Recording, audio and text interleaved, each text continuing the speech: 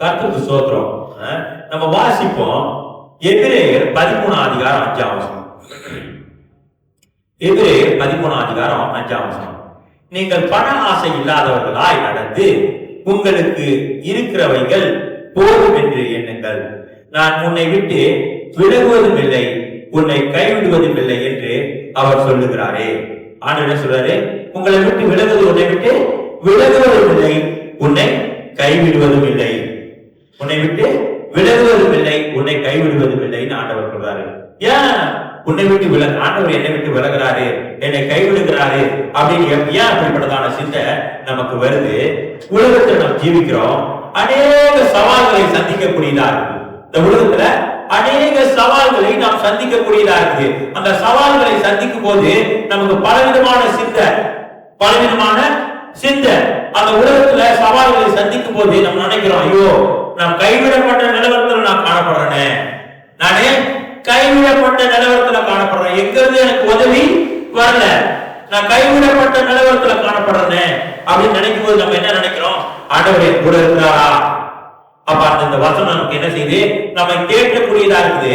உன்னை விட்டு விலகுவதும் இல்லை, உன்னை கைவிடுவதும் இல்லைன்னு ஆண்டவர் சொல்றாரு. பலவிதமான சவால்கள் இந்த உலகத்துல நமக்கு இருக்குது. சவால்களை சந்திக்கும் போது நமக்கு எப்படி இருக்குது? கைவிடப்பட்ட நிலவரத்தில் இருக்கிற மாதிரி இருக்குது. சில காரியங்களை எதிர்பார்த்துட்டு இருக்கோம், அது போக போக போக தாமதமாகிட்டே இருக்கும். தாமதமாக நம்மளுக்கு எப்படி ஒரு சிந்தை வரும்? ஐயோ அந்த காரியம் கிடைக்குமா? கர்த்தருக்கு இந்த காரியம் தெரியுமா? கர்த்தர் நம்மோடு கூட இருக்கிறாரா? கர்த்தர் நம்மை வழிநடத்தி வராரா? இப்படிப்பட்டதான சிந்தை நமக்கு வரக்கூடியதா இருக்குது. தாமம் சில சமயம் ஏதாவது காரியம் நமக்கு தனிமையில இருக்கிற மாதிரி இருக்கும். தனிமையில யாரும் நம்மள பார்க்காத சூழ்நிலையா இருக்கும், யாரும் நம்ம பார்க்க மாட்டாங்களே, ஒரு தனிமையில விடப்பட்ட நிலவரம், ஒதுக்கப்பட்ட நிலவரம். இந்த மாதிரி ஒதுக்கப்பட்ட நிலவரம், தனிமையில இருக்கிறதான நிலவரத்துல காணப்படும் போது எல்லாரும் என்னை கைவிட்டு போயிட்டாங்க, தேவன் உண்மையிலே என் கூட இருக்கிறாரா? தேவன் கூட இருக்கிறாரா? இப்படிப்பட்டதான சிந்தை நமக்கு வரக்கூடியதா இருக்குது. உலகத்துல இப்படிப்பட்டதான சிந்தை நமக்கு வரக்கூடியதா இருக்கு. இப்படிப்பட்ட சிந்தை வரும்போது நம்ம என்ன நினைக்கிறோம்? நான் உன்னை விட்டு விலகுவதும் இல்லை, உன்னை கைவிடுவதும் இல்லை என்று அவர் சொல்லி இருக்கிறாரே. ஆண்டவர் சொல்லி இருக்கிறார், உன்னை விட்டு விலகுவதும் இல்லை, உன்னை கைவிடுவதும் இல்லைன்னு ஆண்டவர் சொல்லி இருக்கிறாரு. சில வேளையில சில காரியங்களுக்காக நாம் என்ன செய்வோம்? ஜெபிப்போம். சில காரியங்களுக்காக ஜெபிப்போம். அந்த காரியம் கைகூடி வராது. ஜெபிப்போம், கைகூடி வராது. அப்படி இருக்கும்போது நமக்கு என்ன சொல்றாலும், மெய்யாகவே கர்த்தர் என் கூட தான் இருக்கிறாரா? கர்த்தரே என் கூட தான் இருக்கிறாரா? தெரியலையே. கர்த்தர் என் கூட இருக்கிறாரா இல்லையா தெரியலையே எனக்கு. இப்படிப்பட்டதான எண்ணம் வரும். இப்படிப்பட்டதான எண்ணம் வரும்போது நம்ம என்ன வட்டத்தை பார்க்கிறோம்? நான் உன்னை விட்டு விலகுவதும் இல்லை, நான் உன்னை கைவிடுவதும் இல்லை என்று கர்த்தர் சொல்றதை நம்ம பார்க்கிறோம். ஆனாலும் அநேக உணர்வுகள், இப்படிப்பட்டதான சவால்களை நம்ம சந்திக்கும் போது அநேக உணர்வுகள் நமக்கு வரக்கூடியதா இருக்கு. அநேக உணர்வுகள் நம்ம கர்த்தர் நம்மோடு கூட இல்லை, கர்த்தர் நம்மை சந்திக்கல, கர்த்தர் நம்முடைய தேவையை சந்திக்கல அப்படின்னு நமக்கு பலவிதமான உணர்வு வரக்கூடியதா இருக்கு. ஆனால் அந்த உணர்வுகள் உண்மைய பொய்யா மாட்டாது. இப்படிப்பட்டதான உணர்வுகள் நமக்கு வரும்போதும் அந்த உணர்வுகள் கர்த்தர் நம்மோடு கூட இருக்கிறேன்னு சொல்றாரு, அந்த உண்மைய பொய்யா மாட்டாது. கர்த்தர் நம்மோடு கூட தான் இருக்கிறாரு. கர்த்தர் நம்மோடு கூட தான் இருக்கிறாரு. ஆண்டவரே வாக்குத்தத்தம் பண்ணி இருக்கிறாரு. ஆண்டவரே வாக்குத்தத்தம் பண்ணி இருக்கிறார். நம்ம வாசிக்கிறோம் 1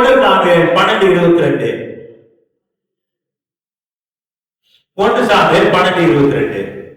கர்த்தர் உங்களை தமக்கு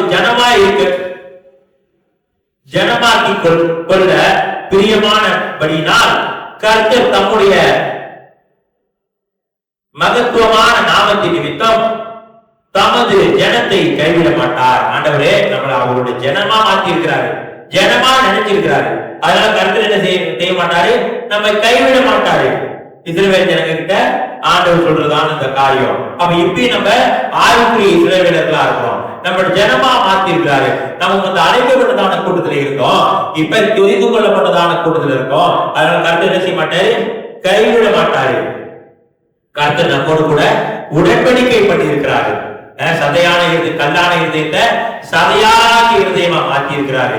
அந்த சதையான இருதயத்துல அவருடைய கற்பனைகளை எழுதி இருக்கிறாரு. அவருடைய கற்பனைகளை எழுதி இருக்கிறாரு. அவர் நம்மை கைவிட மாட்டாரு. மனுஷன் மனமாறது போல அவர் மனுஷன் இல்லை, அவர் தேவன். அவர் தேவனா இருக்கிறாரு. அவர் நிச்சயமா நம்மளை கைவிட மாட்டாரு. பல விதமான சூழ்நிலைகள்னால நம்ம ஆண்டவர் நம்ம கைவிட்டாரோ அப்படின்னு நம்ம நினைக்கிறதுல அர்த்தம் இல்லை.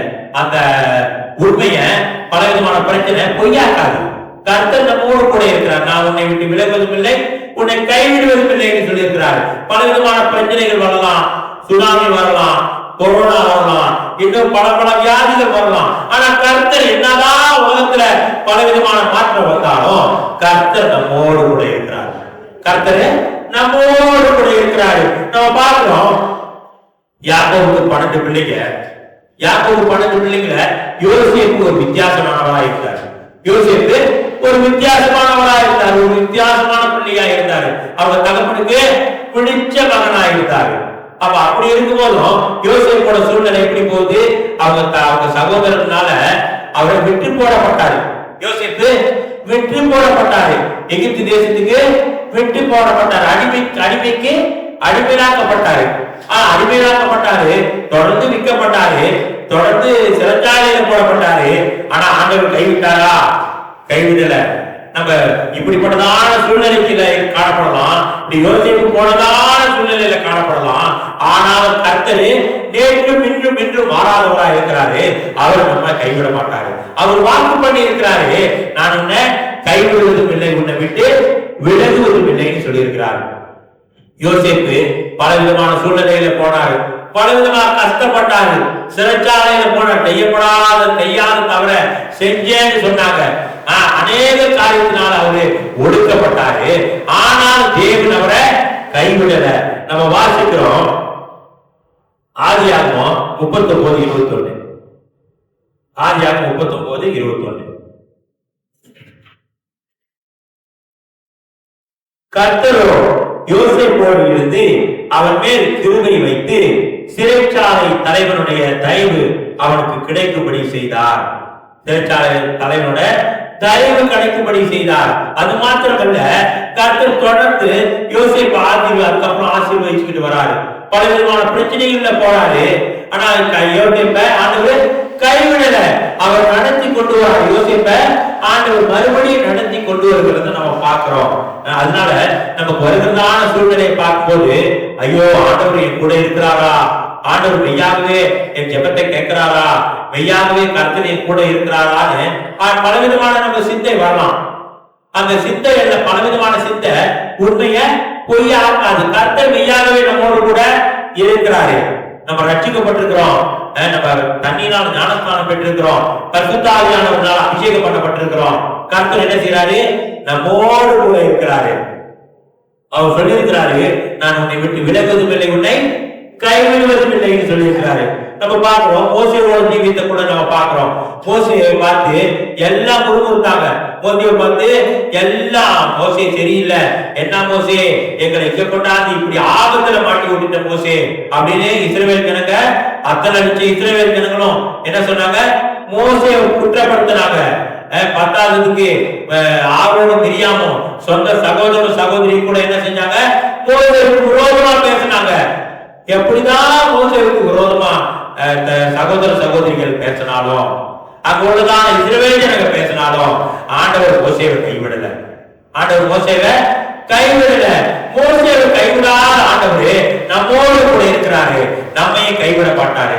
நம்ம வியாதியில போகும்போது, பிரச்சனையின் மத்தியில போகும்போது, கஷ்டத்தின் மத்தியில போகும்போது, கர்த்தர் நம்மோடு கூட இருக்கிறாரா, மெய்யாகவே கர்த்தர் என் கூட இருக்கிறாரான்னு ஒருவர் நமக்கு சிந்தை வரலாம். கர்த்தர் மெய்யாகவே நம்மோடு கூட தான் இருக்கிறாரு. தாவீது ராஜாவை குறித்து நம்ம பார்க்கும்போது, தாவீது ராஜா பட்ட கஷ்டம் யாருமே படல.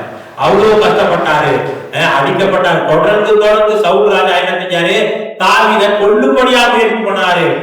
போற இடத்துக்குலாம் தேடி போய் தாவீதை கொல்ல பார்த்தாரு சவுல் ராஜா. இப்படி எல்லாம் ஒடுக்கப்பட்டாரு. இப்படிலாம் சொந்த மகனால கொல்லப்பட்டாரு, கொல்லும்படியா முயற்சி பண்ணப்பட்டாரு.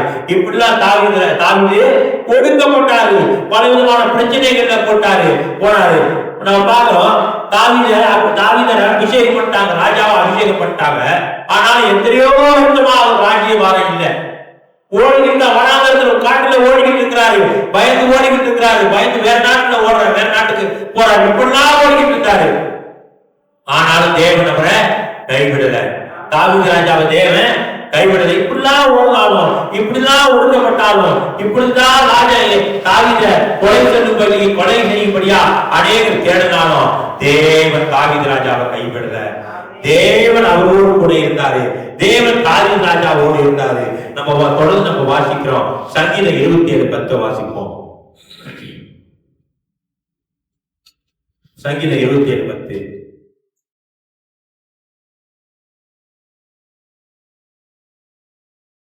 சங்கீதம் 27:10. என் தகப்பனும் என் தாயும் என்னை கைவிட்டாலும் கர்த்தர் என்னை சேர்த்துக் கொள்வார். அதனாலதான் தாவீது ராஜா இப்படியெல்லாம் சூழ்நிலையில இருந்தாலும் கர்த்தர் என்னை சேர்த்துக் கொள்வார், கர்த்தர் என்னை சேர்த்துக் கொள்வார். பலவிதமான கஷ்டப்பட்டாரு, ஓடுறாரு, சவுலுக்கு பயந்து எங்கேயோ ஓடுறாரு. ஆனா தாவீதுக்கு சவுலை கொல்லும்படியா கூட சந்தர்ப்பம் வந்துச்சு. ஆனா தாவீது ராஜா என்ன செய்யல, சவுல் ராஜாவை கொல்லல. ஆனாலும் கர்த்தர் தாவீது ராஜாவை விடலை. அவர் என்ன செஞ்சாரு, அவரோடு கூட இருந்தார். தாவீது ராஜாவோடு இருந்து கடைசி வரைக்கும் அவரை ஆசீர்வதித்து அவர் வழி நடத்தி வந்தாரு. அவரோட சந்ததியில கர்த்தராகிய இயேசு கிறிஸ்து பிறந்தாருன்னு நம்ம பார்க்கிறோம்.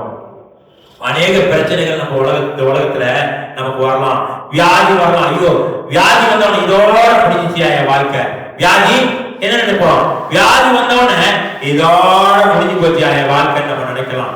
இல்ல, கர்த்தர் நம்மோடு கூட இருக்கிறாரு.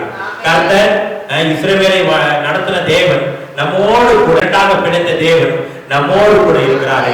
யோர்தான் தண்ணீரை ஒரு குயிலாக நிக்க வச்சு இந்த பக்கம் தண்ணீரை நேரா போக பண்ணினான தேவன் நம்மோடு கூட இருக்கிறாரு. இன்னும் அநேக அற்புதங்கள் அடையாளங்கள் செய்த தேவன் நம்மோடு கூட இருக்கிறாரு. நம்முடைய சூழ்நிலைகள் ஒருவேளை பார்க்க பெருசா இருக்கலாம். ஐயோ இப்படி இருக்குதே, என்னோட பிரச்சனை இப்படி இருக்குதே, என்னோட காரியங்கள் இப்படி இருக்குதே நினைக்கலாம். ஆனாலும் கர்த்தர் சொல்றாரு, நான் உன்னை விட்டு விலகுவதும் இல்லை, உன்னை கைவிடுவதும் இல்லை ஆண்டவர் சொல்லி இருக்கிறாரு. நம்ம பார்க்கிறோம். மேலும் இந்த சாத்ராக் மேஷாக் ஆபேத்நேகோ இருந்தாங்க. அந்த 3 பேர் என்ன செஞ்சாங்க, ராஜா சொல்லிட்டாரு. ராஜா என்ன சொல்லிட்டாரு, பாபிலோன்ல உள்ள ராஜா என்ன சொல்லிட்டாரு, நீ இங்க உள்ள சிலைய வணங்கணும். அவங்க 3 பேர் என்ன செஞ்சாங்க, சிலைய வணங்கல, சிலைய வணங்கல. அதனால என்ன செஞ்சா, அவங்களை தூக்கி எரிகிற அக்னி ஜுவாலையில போட்டாங்க. அக்னி ஜுவாலையில போனதுனால ஆண்டவர் அவங்களோட கூட இல்லையா, ஆண்டவர் அவங்களோட கூட இருந்தாரு. அக்னி ஜுவாலையில போன வரைக்கும் அவங்களுக்கு தெரிஞ்சிருக்காது. அக்னி ஜுவாலையில போட்ட பிறகுதான் பார்த்தா 4வது ஒரு தேவகுமாரன் அந்த எரிகிற அக்னியில உலாவிட்டு கொண்டிருக்கிறார். அவங்களை தூக்கிட்டு போய் போனாங்க குண்டர்கள். அவங்க எல்லாம் நெருப்புல எரிஞ்சு சுண்ணாம்பா போயிட்டாங்க, எரிஞ்சு சாம்பலா போயிட்டாங்க. சாத்ராக் மேஷாக் ஆபேத்நேகோவை பிடிச்சிட்டு போய் போட்ட குண்டர்கள் என்ன ஆயிட்டாங்க, எரிஞ்சு சாம்பலா போயிட்டாங்க. ஆனா அந்த சாத்ராக் மேஷாக் ஆபேத்நேகோ அந்த எரிகிற அக்னியில 4வது இருக்கிறார், தேவகுமாரன் ஒருத்தர் இருக்கிறார், தேவன் இருக்கிறாங்க. அப்ப 4 பேராவது அவர் உலாவிட்டு இருக்கிறாங்க. தேவன் பாதுகாக்கிறவரா இருக்கிறாரு. அவங்க தூக்கி போடுற வரைக்கும் அந்த காரியத்தை அவங்க பார்க்கல. தூக்கி போட்ட பிறகுதான் பார்த்தா 4வது தேவகுமாரன் ஒண்ணு இருக்கிறாரு. அல்லேலூயா. கர்த்தர் இப்படியா பாதுகாக்கிற தேவனா இருக்கிறாரு. நம்ம சூழ்நிலை ஒருவேளை பார்க்க பயங்கரமா இருக்கிறோம், ஆனா கர்த்தர் நம்மோடு கூட இருக்கிறாரு. நம்ம நினைக்கிறோம் நம்முடைய பிரச்சனைகள், நம்முடைய கஷ்டங்கள், நம்முடைய துன்பங்கள், நம்முடைய துயரங்கள் யாரும் நமக்கு உதவி இல்லை. மெய்யாகவே யாரும் நமக்கு உதவி இல்லைதான். ஆனால் கர்த்தர் இருக்கார் நம்மோடு கூட. கர்த்தரே உதவி செய்ய கர்த்தர் இருக்கிறாரு. நம்ம பார்க்கிறோம், தானியேலும் ஒரு பலவிதமான சூழ்நிலைக்கு கொண்டு போகப்பட்டாரு. தானியேல் என்ன செஞ்சாங்க, சிங்கக்கவியில போட்டாங்க. சிங்கக்கவியில எடுத்துக்கிட்டு போறாங்க. தானியேல சிங்கக்கவியில போறது எடுத்துக்கிட்டு போறாங்க. எடுத்துக்கிட்டு போற வரைக்கும் தானியேலுக்கு ஒண்ணு தெரியல. உள்ளுக்கு போய் போட்ட பிறகுதான் தெரியுது, சிங்கத்தின் வாயை கர்த்தர் கட்டி போட்டுட்டாரு. சிங்கத்தின் அந்த சிங்கக்கவியில கொண்டு போய் போடுறாங்க அப்படின்றதுனால தானியேலோட கர்த்தர் இல்லையா, கர்த்தர் தானியேலோட கர்த்தர் இருந்தாரு. சிங்கக்கடியில போறதுக்கு முன்னமும் கர்த்தர் இருந்தாரு. திங்கக்கவிக்கு கொண்டு போகும்போது கர்த்தர் இருந்தாரு. திங்கக்கவியில உள்ளுக்கும் கர்த்தர் தானியேலோடு கூட இருந்தார். அந்த தானியேலோடு கூட இருந்த தேவன் நம்ம அநேக பிரச்சனைகள் மத்தியில, கஷ்டத்தின் மத்தியில போகும்போது கர்த்தர் மெய்யாகவே நம்மோடு கூட இருக்கிறாரு. நம்ம வாசிக்கிறோம் தானியேல் 6:22. தானியேல் 6:22. சிங்கங்கள் என்னை சேதப்படுத்தாதபடிக்கு தேவன் தம்முடைய தூதனை அனுப்பி அவைகளின் வாயை கட்டி போட்டார். அதேனென்றால் அவருக்கு முன்பாக நான் குற்றமற்றவனாய் காணப்பட்டேன். ராஜாவாகி உமக்கு முன்பாகவும் நான் நீதி கேடு செய்யறதில்லை என்றான். பாக்குறோம், கர்த்தரே சிங்கத்தின் வாயை என்ன செஞ்சாரு? கட்டி போட்டாரு. கர்த்தரே சிங்கத்தின் வாயை கட்டி போட்டாரு. கர்த்தர் சொல்லிட்டாரு, நான் உன்னை விட்டு உன்னை கைவிடுவதும் இல்லை, உன்னை விட்டு விலகுவதும் இல்லை. நம் பலவிதமான சூழ்நிலைகள் வரலாம். இந்த உலகத்துல நம்ம தைரியத்துல இருக்கிறோம். இந்த தைரியத்துல வியாதி வரலாம். இந்த தைரியத்துக்கு பல தேவைகள் இருக்கலாம். அந்த தைரியத்தோட தேவைகளை சந்திக்க நமக்கு ஒருவேளை பணம் இல்லாம இருக்கலாம், உதவி இல்லாம இருக்கலாம், ஒருவேளை பட்டினியா இருக்கலாம், ஒருவேளை பட்டினியா இருக்கலாம். ஆனால் கர்த்தர் நம்மோடு கூட இருக்கிறார். நம்முடைய தேவைகளை சந்திக்கும்படியா கர்த்தர் நம்மோடு கூட இருக்கிறார். நம்ம வேத வசனத்துல வாசிக்கிறோம், தேவனுடைய ராஜ்யத்தின் நீதியை தேடுங்க, அவங்களுக்கு எல்லாம் கூட கொடுக்கப்படும் வாசிக்கிறோம். நம்மளுடைய தேவைகளை கர்த்தர் சந்திப்பாரு. நம்ம கேட்கறதுக்கு முன்னுக்கே அவருக்கு தெரியும் நமக்கு என்ன தேவைன்னு. கர்த்தருக்கு நம்ம கேட்கறதுக்கு முன்னுக்கே அவருக்கு தெரியும். நம்ம கேட்கறதுக்கு முன்னுக்கே அவருக்கு தெரியும். அவர் நம்மோடு கூட இருக்கிறவரா இருக்கிறாரு. நம்ம பல வேளைகள்ல சோர்ந்து போன நிலவரத்துல காணப்படலாம். நம்ம சோர்ந்து போன நிலவரத்துல கூட காணப்படலாம். அந்த சோர்ந்து போன நிலவரத்துல பலவிதமான எண்ணம் வரும், பலவிதமான காரியம் ஏக்கம் வரும், பலவிதமான எண்ணங்கள் வரும். அந்த பலவிதமான எண்ணம் அந்த சோர்ந்து போன நிலவரத்துல கூட கர்த்தர் நம்மோடு கூட இருக்கிறார்னு பாக்குறோம். நம்ம வாசிப்போம் 2 தீமோத்தேயு 2:13.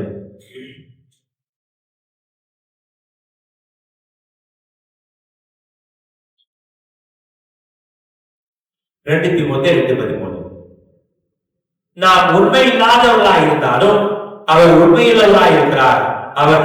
அவர் தம்மைத்தான் மறுதளிக்க மாட்டார். அவர் என்ன செய்யாரு?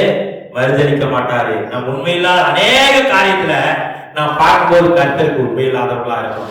ஆனாலும் கர்த்தர் என்ன செய்யல? நம்மள விட்டு விலகல. நம்மோடு கூட கர்த்தர் இருக்கிறாரு. எதுக்காக எதிர்பார்த்துட்டு இருக்கிறாரு? நம்ம கர்த்தர் வழியில் நடப்போம், கர்த்தருக்கு உண்மையா இருப்போம் அப்படின்னு சொல்லி கர்த்தர் நம்மோடு கூட இருக்கிறாரு. பலவிதமான சூழ்நிலைகளை வரலாம், ஆனாலும் கர்த்தர் நம்மோடு கூட இருக்கிறாரு. அவர் நம்மளை வெறுத்து தள்ளல, அவர் நம்மளை வெறுத்து தள்ள கிடையாது. நம்ம வாசிக்கிறோம், அவரு வெறுத்து தள்ளல. இயேசு கிறிஸ்து நம்ம வெறுத்து தள்ளல. ஆனாலும் நாம் வெறுத்து தள்ளாதபடிக்கு அவர் வெறுத்து தள்ளப்பட்டார், அவர் ஒதுக்கப்பட்டார். இயேசு கிறிஸ்து ஒதுக்கப்பட்டார். நம்ம ஒதுக்கப்படாதபடிக்கு இயேசு கிறிஸ்து ஒதுக்கப்பட்டார். நம்ம பார்க்கிறோம், நம்ம வாசிக்கிறோம். மத்தேயு 27:46. மத்தேயு 27:46. 9ஆம் மணி நேரத்தில் இயேசு ஏலி ஏலி லாமா சபக்தானி என்று மிகுந்த சத்தமிட்டு கூப்பிட்டார். அதற்கு என் தேவனே என் தேவனே ஏன் என்னை கைவிட்டீர் என்று அர்த்தமா? நம்மள தேவன் கைவிடாதபடிக்கு இயேசு கிறிஸ்து கைவிடப்பட்டார். அவர் ஏற்றுக்கொண்டார். ஏன் தேவன் நம்மை கைவிடக்கூடாது? இயேசு கிறிஸ்து இந்த சிலுவை பாடுகள்ல போனா இயேசு நமக்காக மரிக்கலன்னா என்ன அர்த்தம்? நாம் கைவிடப்பட்டுருவோம். நாம் என்ன ஆயிடுவோம்? கைவிடப்பட்டுருவோம். ரட்சிப்பிடம் இல்ல. இயேசு கிறிஸ்து நமக்காக சிலுவையில் அறையப்படணும்னா, நமக்காக வழி செலுத்தப்படணும்னா நாம் எப்படி இருப்போம்? கைவிடப்பட்ட நிலவரத்துலதான் இருப்போம். நமக்கு ஒன்றும் இல்லை. இயேசு கிறிஸ்து நமக்காக பலியாகலன்னா நமக்கு ஒன்றும் இல்லை. நாம் ஒதுக்கப்படக்கூடாது, நம்ம தேவன் ஒதுக்கக்கூடாது, நாம் கைவிடப்படக்கூடாதுன்றதான ஒரே நோக்கத்தினால அந்த அன்பின் நிமித்தம் கர்த்தர் ஒதுக்கப்பட்டார். இயேசு கிறிஸ்து ஒதுக்கப்பட்டார். ஆண்டவர் சொல்றாரு, என் தேவனே ஏன் என்னை கைவிட்டீர்? நம் கைவிடாதபடிக்கு கைவிடப்படாதபடிக்கு கர்த்தர் கைவிடப்பட்டார். கர்த்தர் என்ன செஞ்சாரு? நம்மை சேர்த்து கொண்டார். இப்படியா கர்த்தர் நம்மை நேசிக்கிறார். ஒருபோதும் அவர் நம்மை கைவிடுகிற தேவன் இல்லை. அவரு ஒருபோதும் நம்மை கைவிடுகிற தேவன் இல்லை. அவர் நம்மை நேசிக்கிறவராக இருக்கிறாரு. இப்படியா நம்ம பார்க்கிறோம். அநேக காரியங்களை கர்த்தர் நமக்காக செய்து கொடுத்தாரு. நம்ம தனிமையில விடப்படாத படிக்கும், நமக்கு ஆபத்து வராத படிக்கும், நம்ம பலவிதமான கஷ்டங்களை மாட்டிக்கொள்ளாத படிக்கும் கர்த்தரே அநேக காரியங்களை செஞ்சு அவர் நமக்காக காரியங்கள் செய்து முடிச்சிட்டாரு. அவர் அதனாலதான் அவர் சொல்றாரு, எல்லாத்தையும் செஞ்சு முடிச்ச பிறகுதான் நான் உன்னை விட்டு விலகுவதும் இல்லை, உன்னை கைவிடுவதும் இல்லை, உன்னை விட்டு விலகுவதும் இல்லைன்னு சொல்லி இருக்கிறாரு. அல்லேலூயா. நம்ம தொடர்ந்து நம்ம வாசிக்கிறோம் மத்தேயு 28:20.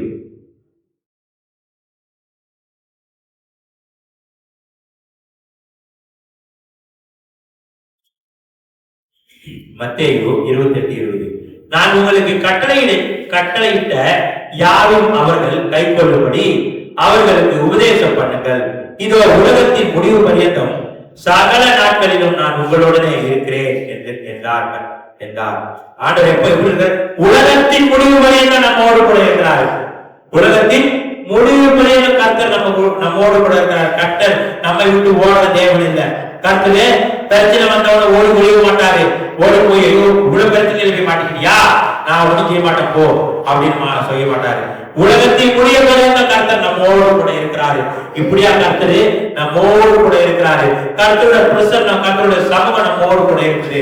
அநேக வேலைகள்ல இந்த சொல்லி இருக்கிறதான காரியம், இன்னும் அநேக காரியம், பலவிதமான காரியங்களை நம்ம மாட்டிவிட்டு பிரச்சனையின் மத்தியில காணப்படலாம்.